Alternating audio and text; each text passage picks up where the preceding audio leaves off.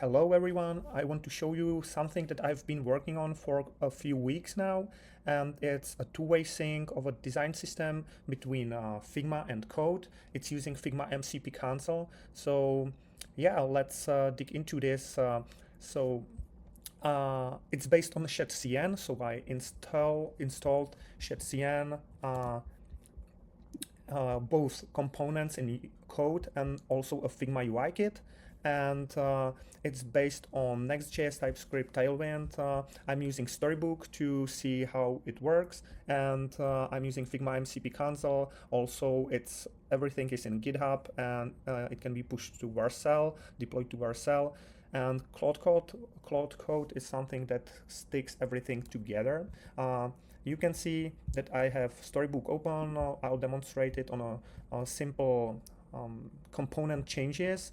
I have a button in Storybook, in Code, and also in Figma. So let's start with changing the color of the button. That's an easy thing, and we'll change the color in Figma and push it to Code first. So I won't change it in Figma manually. I'll ask Claude to do it. So yeah, let's try it. Hey, I want to change the color of the button in Figma, and I want the button component, we are using blue right now. I want you to set it to the default Shadcn color. I think it's some dark gray, so please do this change in Figma, and we'll later sync it to Code, but don't do it now, just in Figma for now. So let's start it, and I don't want it to do it in both environments, so in Figma and in Code directly. I want to show you the changes in Figma first, so it should change here to something darker, and then we will push it to Code. So you'll see that here it will turn dark gray, and it will stay blue in Storybook, but then we'll sync it. So what's actually happening in the background is I've built a middleware layer that's basically created a mapping between the design system in Figma and the code. I created this, or Claude Code actually created this design-map.json, where you can see how variables in code are mapped to Figma variables. So foreground, for example, is general foreground in Figma, and there are some data here. So what are the values? And every time we sync or we do a change in one environment and we push it to the other environment, it will update the design map JSON. It will create a branch, and then it will create a pull request, and it will review the pull request and basically commit it. So it started to work. We will see how it turns out. I'm really excited about this because the biggest issues the design and front-end engineering teams face today is that they have basically two systems that they need to maintain. One is in Figma, and then you have to recreate it in Code. I think sync these two is really important. So yeah, so Claude proposed some changes. So he says, hey, we have the general primary set to this value. We'll sync it to brand neutral. I guess we should also then do the same change for the hover state and focus, but we won't do it for now. We'll see whether it suggests that we also yeah, it's actually suggesting that we also do the hover state. So yeah, yes, with hover and all other states too. So yeah, it actually reminded us that there is more than just the primary state, so it will probably change also hover and other states. We'll see how this turns out. Of course, you could do this manually in Figma and then push it to Code, but I'm trying to demonstrate that you can use Claude Code to do these changes. It's slower, apparently. Otherwise, you can go into Figma and then sorry, I'm not a heavy Figma user. I'm actually doing this. I'm learning Figma as I go with Claude Code. So yeah, you can see that it changed the variables here to brand neutral, and you see that it changed the default state, hover state, focus state. We can see that the colors are the same. That's probably not something we want, but for the demo purposes, I want like have Claude to change it, but we'll push it to Storybook. Yeah, there is some, yeah. Oh, it should also take a screenshot to validate its results, but let's skip it for now, because the main thing here I want to demonstrate is this syncing ability. So it's updating the design map file, and then we'll sync it to code. Yeah, it's always important to read what Claude tells you, because it suggests changes, and sometimes it starts to do something you don't want it to do. So it's always good to do it. So yeah, it also notes that the global CSS, so in code we still have blue values, and it tells us to run a sync Figma to code when ready. So let's have a look. Yeah, it's blue in code, it's dark in Figma. So let's sync it. Let's sync it, and you'll see that it will like sync the colors in code, and it will use this design-map.json to basically make sure that we are using variables, that we don't hard code any stuff. So it's really based on the data we have, and then if you sync or if you change the variables, it will of course be reflected in code and in Figma. So it suggests what variables we need to change. So yeah, please do it. Once we finish this, yeah, because Storybook has the hot reloading stuff. Yeah, so it changed, and you can see we also have different variants, and yeah, the hover state. Oh, there is a slight change in the color, so maybe even in Figma. Yeah, I guess it's actually not the same color, so but it's just a small difference, so the hover state feels like it's the same. Yeah.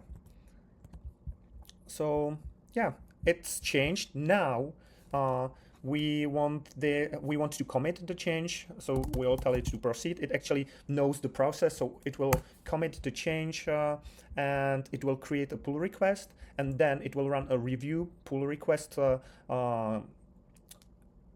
command that I created, and it will review that it's not basically making any new components, it's using existing variables. So that's really great, so that you know everything stays consistent and mapped to existing variables. So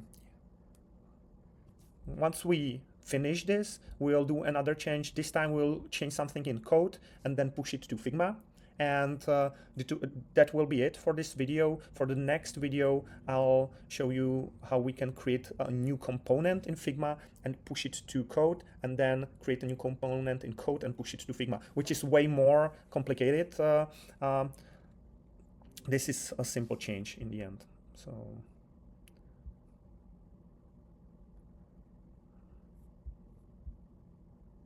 yeah, I also wanted to write like journals to the docs folder. So I have like anytime I do this color change, or when I change the system that it's running on, it will write a journal file. So there is a lot of documentation running on.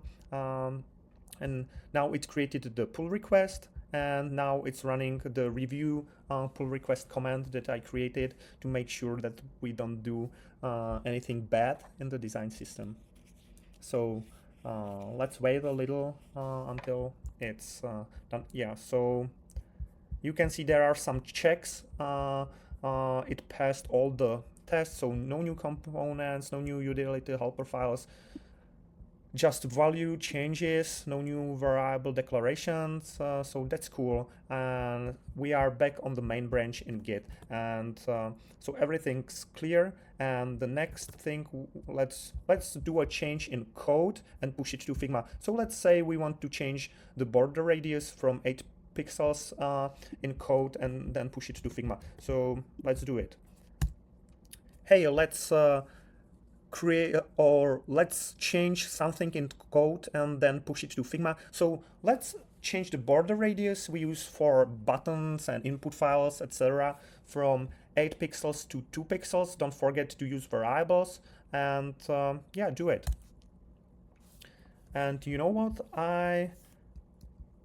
I will delete this don't forget to use variables, because it's actually part of the instructions Claude has. So let's see whether it can like follow those and whether it will change it to 2 pixels. So it's using the scale thing. That's not correct. I think we should it should first use the edit code scale before basically running the sync. So we'll see whether this works. Yeah, but it's like pre-flight, so hopefully it will read the design-map.json. It will see that the radius, the border radius, is still 8 pixels, and it will like change this first in code, and then later we'll sync it to Figma. So we should see it here. So let's, yeah, we have code change here. Yeah, it also notifies you that it's a system-wide change, so it gives you a lot of heads up when something important is being changed, and it proposes that the radius md variable should change from 8 pixels to 2 pixels, and then the Figma variable will change.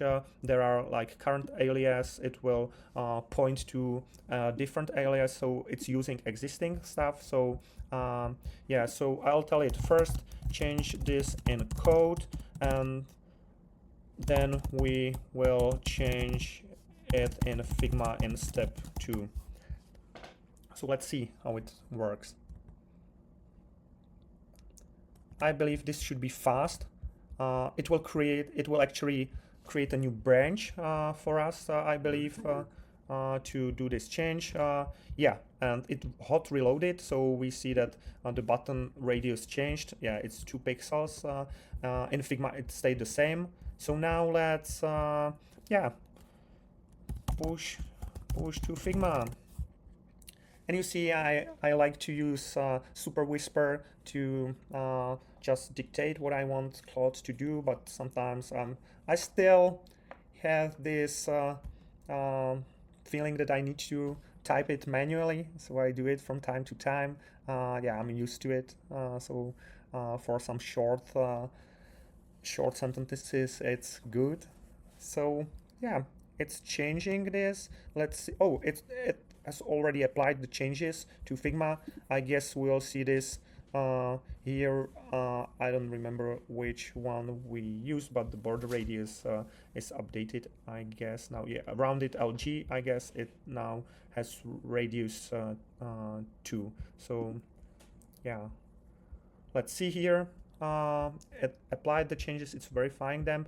Oh, it cannot update the design-map.json. That's weird, but it's still searching for it, for some, yeah, so that was probably some error like midway, but it's changing them here. So yeah, that's how it works. And this was like a simple change, just changing variables, but I'll show the next video when we will be creating new components, which is much more interesting. But the important thing is it's in sync, and it always commits to GitHub, it documents everything. So yeah, it's pretty cool. Looking forward. Sorry for that I have just a small screen because I'm currently in New York City, but I'll have a bigger screen next time, I guess. So thanks, see you.